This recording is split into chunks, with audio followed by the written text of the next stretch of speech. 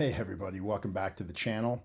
Today I wanted to do a quick reminder. I'm going to do a video of some cards, but I'm doing a quick reminder of my VR that I put out there a couple weeks ago. I asked you guys to submit a video of your top 10 dream cards if money was no object. So if you're interested in responding, please submit your entry by May 7th for a chance to win this guy, the 1965 National League Batting Leaders cards. Got three of the all-time greats on it.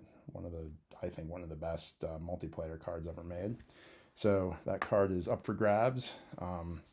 So please submit your video response to get a chance to win that. So far, I have video responses from Jeff Tompkins, Junk Food John, Drew of Vintage Legacy, Wade Boggs fan, and Stukes Baseball Cards and Curiosities. So thanks guys for submitting those. If you did submit and I didn't mention your name, please ensure that you tag the video with @return-to-collecting. If you did and I still didn't mention your name, please leave a comment below and I will reach out to you.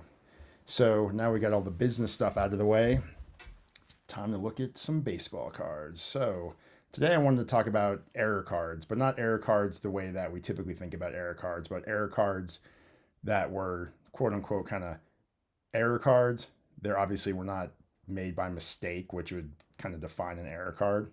But the first one I wanted to look at is this guy right here. Sorry for the glare. The 1989 Fleer Billy Ripken F-Face error card. So here's an example of a card with writing on the knob. So there's a couple different versions of this one. That also includes obviously this one, the black box over the writing, a whiteout version, as well as black scribbles and white scribbles.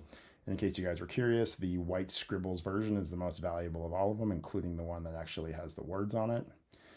But I think, let's be honest, this card was made during the height of the junk wax era, and having a quote unquote error card would help drive demand for their packs. So I think Fleer knowingly sent this out. I think it was really more of like a marketing ploy than a true error.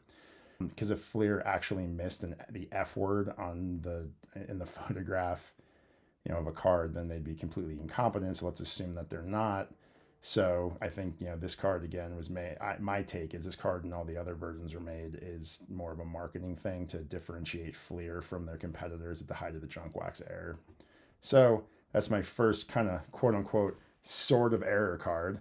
The next one is, I believe, one of the first short print cards.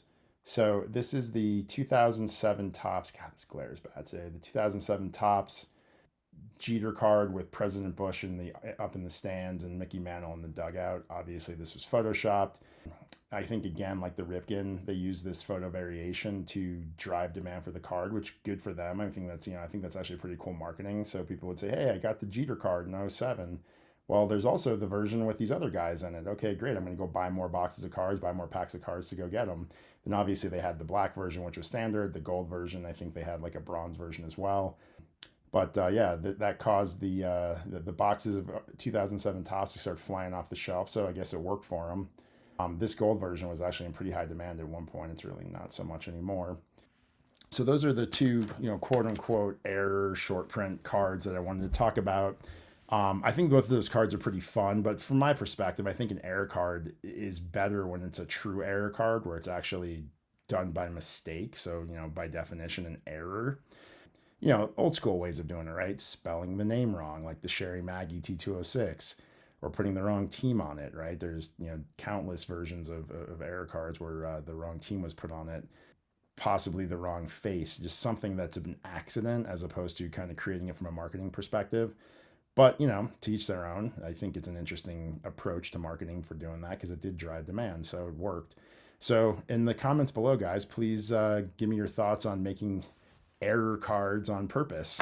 So thanks for watching. If you guys liked the video, please subscribe. And if you wanted to do that VR to win this guy right here, please submit by the 7th. All right, talk to you guys later.